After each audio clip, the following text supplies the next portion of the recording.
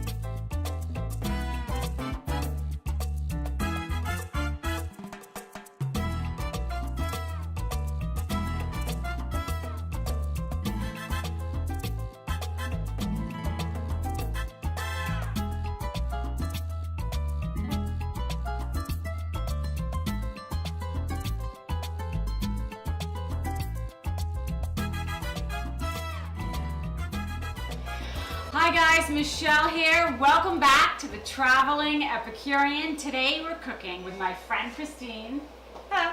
You probably recognize her from this spring when you did that Mediterranean layer dip. One of my favorites. That was so delicious with Lisa. We had so much fun that day. And she's going to share her amazing eggplant lasagna. I'm very excited about lunch today. Yes, but it's not just any kind of eggplant lasagna. That's right, it's Paleo eggplant lasagna. And for those of you who don't know, Paleo is a particular diet that restricts carbs, grains, and dairy. Yeah.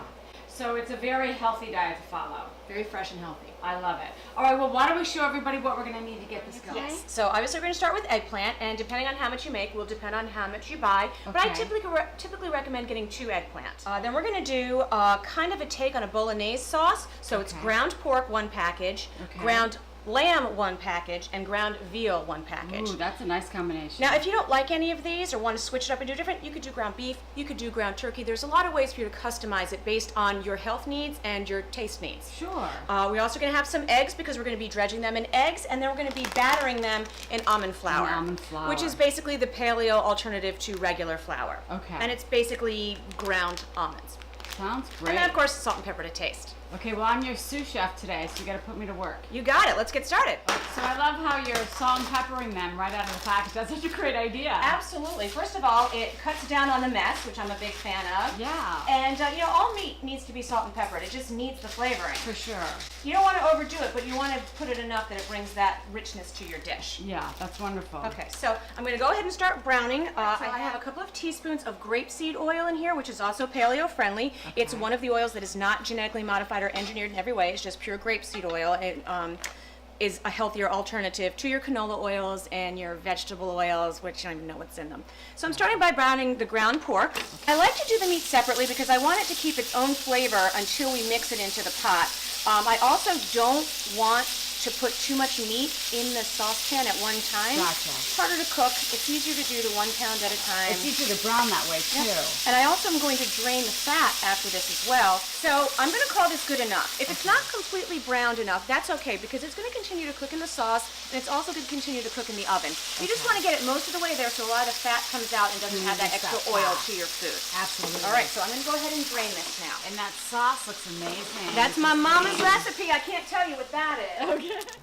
Okay, I'm not going to add any additional oil because as you can see there's still some oil in there from the previous cooking, Yes. and there's just It's no a need nice to add extra. coating. It's nice kind of a seasoned pan now, Absolutely. so no need to add more oil. And we're just going to repeat the process. Okay, now that the lamb is done browning, I'm going to take the pork that's been draining all this time, and I'm going to add it to the sauce. Okay, so as you brown them, you add them after they're drained. Correct. Each one sauce. It kind of gives you enough time that it drains while you're browning, and then you just go on to the next meat. Exactly. All right, we're going to go ahead and peel the eggplant. Okay. Okay, so basically, to make it easier to peel, I cut both ends off. So we want to do 2 eggplants? Yes, we're going to do 2. So is there anyone in particular that you like here? No, if you see one that's calling to you, grab it. Michelle! Usually chocolate calls to me, and wine, not eggplant. Okay. So here we go. So we're going to cut them about like this. So it's definitely more on the thin side. Definitely on the thinner side. So have you been following paleo for years, or is this something that just came I about? have. I've been doing paleo for about 2 years. It started when I started working out at CrossFit. Okay. The CrossFit community embraces obviously a healthy lifestyle because you're working out and you're trying to stay fit. And part of that obviously is what you eat. Sure. Now I'm not going to lie, it took me a year of going to CrossFit before I went paleo. So once I decided to go paleo, I really enjoyed it because it's a really fresh way of eating. All of your ingredients are fresh. Yeah. Nothing is manufactured. Nothing has preservative in it. Yeah. It's all, if it grew, if it swam, if Yeah. it flew, if it ran, you can eat it. If the caveman didn't eat it, you can't You eat don't it. eat it. Like, I don't think cavemen love are that. eating Doritos. No, though I don't want anybody messing with my dairy or my beans. Different variations of the paleo. Some people add maybe aged cheeses, like Sure. Parmesan, I've read. Yes. I mean, a strict paleo, there's no dairy. There's no cheese. Okay. But, you know, you've got to live your life. It You has do. to be easy. It has to be convenient. Sure. You know, if you want to eat cheese once or twice a week because you just feel that need, why torture yourself? Go Call ahead it and do it. your, It's your cheat day your cheese. cheat day cheese. I can live with that. There you go. Because you're going to go egg and then the breadcrumbs. Gonna dip right? it into the Or- almond flour. Sorry, not breadcrumbs, the almond flour. Almond flour. Bread Yes. is a no-no. Bread is a no-no. Now, I read that the almond flour is actually blanched almonds. They remove the skins. That's correct. And then it's finely ground, right? Yes, it's basically a paleo substitute for flour. They do have almond meal, which has the skins still on Still them. on it, right? And that's coarse ground. That's coarse ground. It's better for baking. So if you're making cookies or substitute for a graham cracker crust, things Yeah. like that, because it's got the texture and the moisture. Yeah. Queen, I don't know about you, but I hate scrubbing these things. I hate scrubbing them too. When this gets hot and turns brown and black and trying to scrub that off, Yeah. I don't have time for that. So I don't either. we have coconut oil. There's right. no real wrong way to do this. If you want to dredge Yeah. it not so much, fine. If you decide you don't really want to use a ton of almond flour, you just want to sprinkle a little in there to give it a little bit of crunch and a little bit of texture, that's fine too. I kind of like it to emulate a crust, so I like it to have a little bit more. It holds onto the sauce nicely. It helps the eggplant stand up to the cooking. It just adds a good texture overall to the dish. And I love the fact that you're baking it. It just takes so much work out of it. Absolutely. Right? I mean, I even bake my meatballs. Right? I do fry my meatballs because I think all of my relatives would roll over in their Italian graves if I didn't fry the meatballs. But I do those for the kids, and I also do actually baked paleo meatloaves for my husband and myself. So we got two of us going, so it's gonna go Should quick. we start to go faster? Yes. Okay. How about we move the breadcrumbs here, You got it. and then it'll be like a single file. There you go. I'm double timing it. All right. See? She is efficient. I can be productive. See? This is the benefit of the clean hand. See? I know. See, I'm double timing, and I'm not keeping a clean hand there. Multitasking. I'm thinking that I'm saving time. Well, you are, because there's two of us, right? That's right. That's right. You gotta take advantage of it. So we may have Lisa stopping by. Oh, I hope so. When she heard you were making this paleo lasagna, her eyes lit right up. Yeah, Lisa is a dear friend. She's wonderful, and she's always up for trying new things and trying different foods. So I hope she is able to make it. Yeah, I hope so too. Go? Now, do you need to spray the top of that with the canola oil? No, I don't. Not Oh. necessary. Okay. Because you're really not looking for them to brown. Yeah. You're just looking for them to cook, get Okay. a little bit tender. So now it is time to put our eggplant in the oven. We're going to put it in at 350 for about 20 minutes. Okay, we're going to go ahead and pull our eggplant out and Okay. begin our layering process. Very good. This is the exciting part. All right, so we have our pan here, and I'm just going to spray it again with the coconut oil to prevent things from sticking. So put your ladle in. Try not to get meat in there. I mean, if you get a little in, no big deal. But you just want to kind of create a nice little wet surface For the to bottom lay your layer. eggplant in. Exactly. Okay. So you would layer it like you would lasagna noodles. Look, perfect.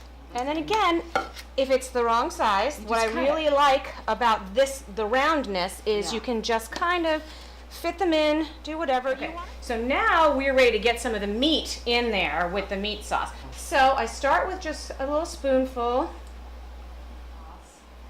Look at that. Oh my goodness, you're making me hungry. I hope you brought your appetite. I'm going to go in for our next layer.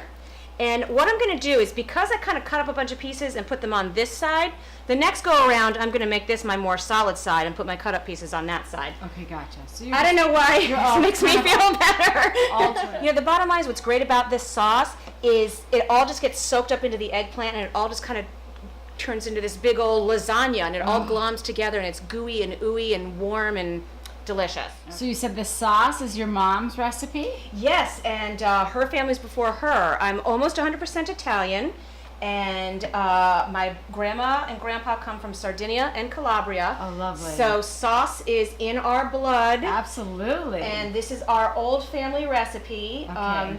I have modified it a little bit to be less fattening. I think we can get one more out of here. You do? I do. You're courageous. I'm crazy like that. I love it. Because it's going to sink in. What It's you have to gonna sink understand in. is the eggplant is going to suck the sauce in. Okay. And it's going to absorb it into the almond flour. Lovely. And it's just going to be decadent. I think that's Lisa. Oh, I'm so excited. Just in time to eat. Just in time. Smart woman. She knows when to show up. You might have heard my doorbell. Come on in, Lisa. Oh, don't even film it. Me too. I can't believe you got another layer on there. Look at you. So you got it all in there. I can't believe you did it. I got that extra layer in. Oh, I messed that up. Start again. Some more wine, nicely.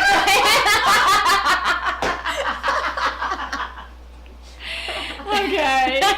Take two. We're keeping the oven at 350? Keeping the oven at 350. Okay. Very good. Okay. Supposed to say action. Action, Christine. Okay, action. Okay. All right, so I believe we are done. And I'll tell you, another perk about putting this on the cookie sheet is it's really easy to take out. Absolutely. Oh, look at that bubbling. Paleo eggplant lasagna looks amazing. Okay, so let's cut into this and see how we did. I think you did mighty fine there, Christine. Oh my goodness. It looks amazing. Gonna get a little sloppy. Looks absolutely gorgeous. Oops, sorry about that. That was an That's ugly okay. cut. The first piece is always the hardest. With cakes, No with matter pies, with lasagna, Yeah. the first piece is always the hardest. Absolutely. Okay. But that looks incredible. Look how beautiful that is. You know you're not going to get any of that, you silly baby. Not for you, Kirby. He's like, hey, it doesn't hurt to ask. Look, this is so amazing. Look how beautiful that is. All right, let's give it a shot. Cannot wait to try this. Oh my gosh. It makes me feel like a snow day. You know, that warm. Oh my gosh. Christine, this is absolutely delicious. And it's healthy. And it's very healthy for you. Wow. I cannot wait to make this. I'm happy to come again and show you more recipes. Okay, thank you so much. Well, you can find this incredible recipe at thetravelingepicurean.com. Thank you for watching. Thank you, Christine. You're welcome. You're an amazing cook. Thank you so much. It's been a lot of fun. We'll see you next week. Have a great day. Ciao. Ciao.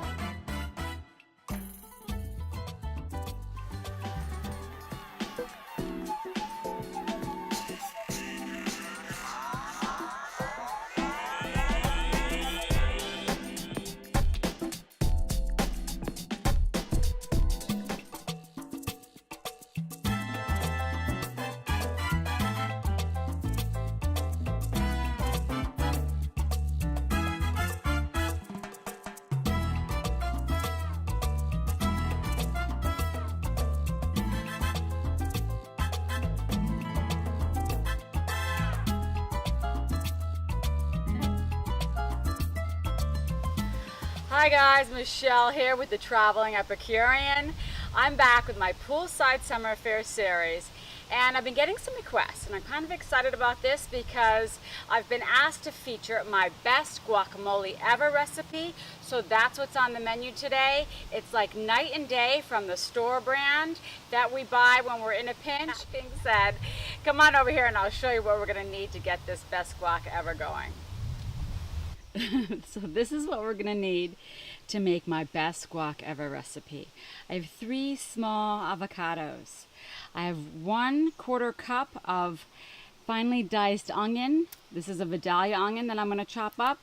I'm going to need 1/4 cup of finely diced tomato. I'm going to chop up half of this jalapeno because it's on the large side, and I'm going to finely dice that. I'll need juice from 1/2 of a lemon. I have a 1/4 teaspoon of salt and pepper. I'll need a 1/4 cup of this fresh cilantro, and I have 2 tablespoons of olive oil and 1 tablespoon of seasoned rice wine vinegar in there. And that's what we'll need to make this delicious guac. I'm going to start dicing up the tomato and the onion and get this guac going.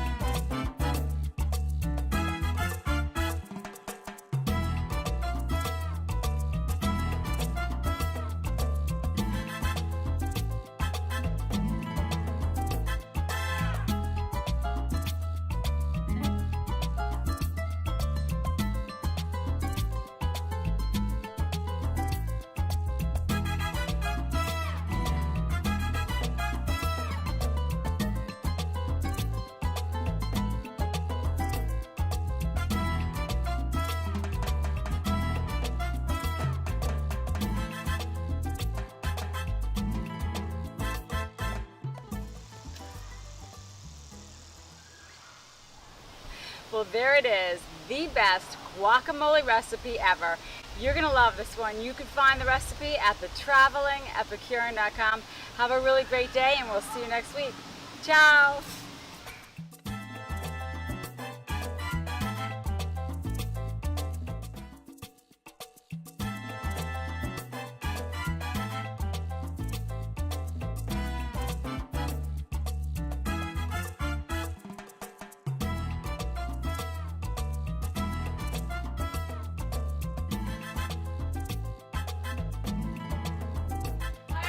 Michelle here with the Traveling Epicurean.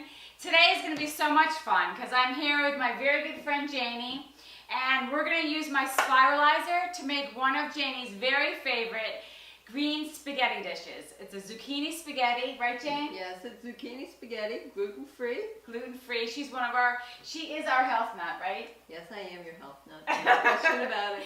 Janie's an RN, and she's practiced in the holistic field for a very long time. Over 20 years? Over 20 years. And many of her family and friends call her Dr. Jane. Right, Janie? That's right, Michelle. You've heard that for years, haven't you? Yes, I have. Many, many years. And we love calling you Dr. Jane. All right, so what are we going to need to get this dish going? Okay. Okay, Jane. Wow, this looks so pretty. Look at that. It almost looks too pretty to cook, right? Yes, it does. So this is 3 spiralized zucchinis. 3 spiralized zucchinis. Okay. And usually I use 4, so Okay. we'll demonstrate how we're going to spiralize the zucchini. That's great. We'll show everybody how to do that. And then another ingredient that I'm going to be using is onion. Chop up small to medium size onion. Okay. We have freshly grated Parmesan cheese. This is a can of petite diced tomatoes, and it already has celery, onions, green pepper, and garlic in it. It makes it very convenient to have all the ingredients already prepared. Yeah, that's so nice. the It saves can. so much time, right? Chopping time, sauteing time, everything. I love Saves that. Time all the way around. And then we have a glass of wine. We have glass the of wine. that we'll drink while we cook. I love but we that. also put this into our zucchini dish while it's cooking. That's what chefs are supposed to do, right? Yes, they are. That's great. Makes every dish better. Absolutely. And then for our herb, we're going to put in some fresh basil. Perfume the sauce. I love that too. And we have fresh ground pepper, Okay. sea salt, and then we have the olive oil that we're going to saute the zucchini in the olive oil. You're going to put it onto the spiralizer. Okay. You're going to hook that one end on, and then you're going to put the other end on. Then you're going to make sure It has suction cups on the that bottom, the right? suction cups are attached So it on holds the bottom, in place. and it will hold it right in place. Okay. And then you're going to begin turning. And should we grab this bowl here? We'll Let's put the bowl handle, and then if you just watch, you will see all the spirals begin to come out of the front of the machine. Wow. So you just continue until you finish with your zucchini. Look how beautiful that is. This is so amazing. What a great invention this is. I love it. This is how you get your children to eat healthy pasta, and it's also a gluten-free dish for anyone that has an issue with gluten. Yeah. Well, not all children. I know that my kids, I've already tried to get them to eat this. And I just have to stick to my chocolate avocado mousse because they're not going for the zucchini spaghetti just yet. And maybe one day they will. Yeah, I'm not going to give up, Jane. All right. All right, that looks gorgeous. Now, are we going to cut these a little bit because Yes, they're so long? They're very long, so then we'll All right. just take the scissors. Here's the scissors. Yeah. And then you can just grab them and cut them. It makes it much easier. Everyone likes to twirl spaghetti, and you Yeah. can still twirl. And this way you don't have a giant pile of zucchini spaghetti on your fork. It's No, you more don't. manageable, right? Much more manageable, and you can have this as a main dish. You can do a lot of variations if you wanted to put ragout in, Ooh. or some people might want to put chicken or beef or something else. There's a lot of variations, or you could also have it as the side dish. Okay, Janie, so now we're going to start with the sauteed onions, right? Yes, we are. Sounds I'm going good. to pour some olive oil in the pan. Okay, so that's about maybe 3 tablespoons of olive oil. About three tablespoons, 2 to 3 tablespoons of Okay. olive oil. And then next I will put the onions in. We're ready to add it in. I'm going to add it in right now. Looks like there's a lot here, but zucchini will cook down a little bit. It's a vegetable that has lots of moisture. That looks beautiful. So it's only been about 3 or 4 minutes, and now you're going to add the sauce. Now I'm going to add the sauce to it. Okay, Just right in here. that's beautiful. Just the color combination is gorgeous. Look how pretty that is. Lots and lots of eye appeal here. I know, right? It's a gorgeous dish. And like you said, you could even add, grilled chicken at the end, right? Or Absolutely. grilled steak on top, anything really. You could put salmon in there. salmon. Oh, I love salmon. Anything that you like. And I'm also going to add the wine Okay. so that it can saute Simmer a and little give bit. it some flavor. It's going to give it great depth of flavor. Put some in there, and then you drink some. This is it for Jane. Yes. I love that. I'm gonna Delish. refill that glass for you, Jane. Better not do that till we finish. Then I'll let it go another 5 to 7 minutes to just kind of blend the flavors together. Yeah, I know that once you start drinking while you're cooking, the recipe is likely to change. Yes, it is. For instance, I just forgot to put the basil in. And you only had one sip. It's amazing what one sip will do. It's amazing. Oh, that smells really, really delicious. So then I just take fresh basil and I cut the leaves.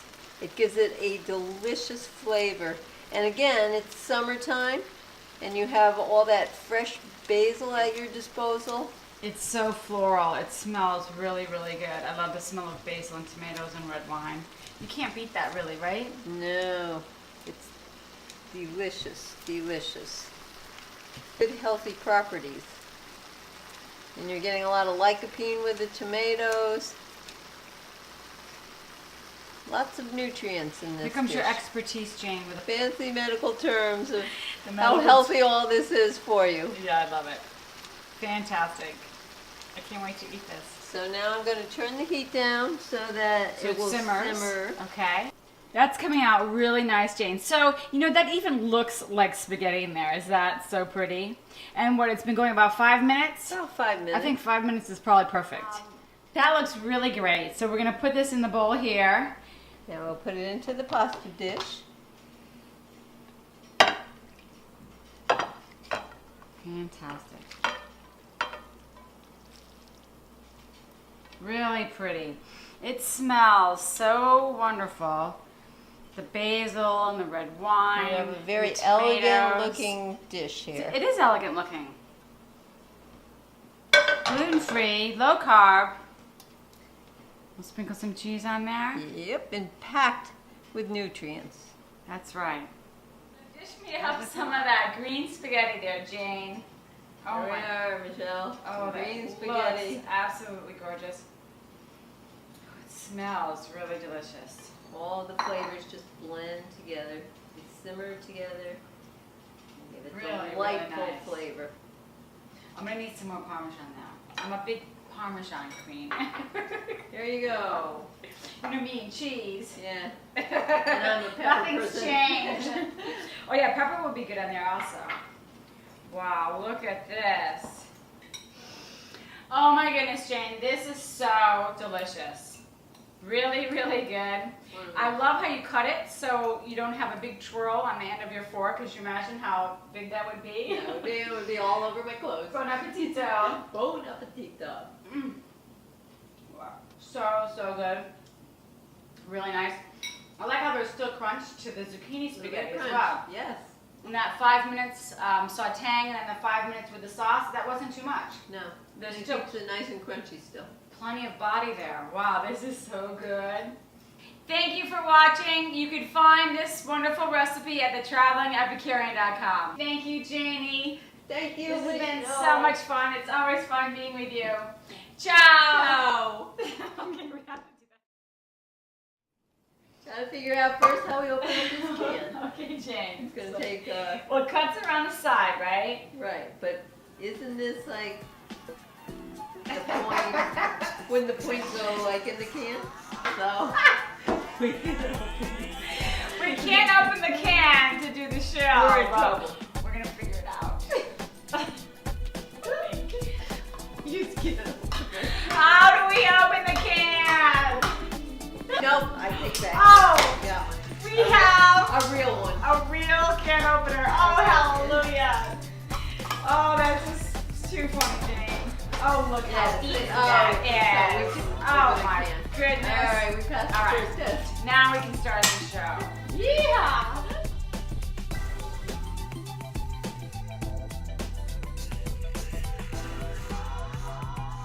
A special thanks to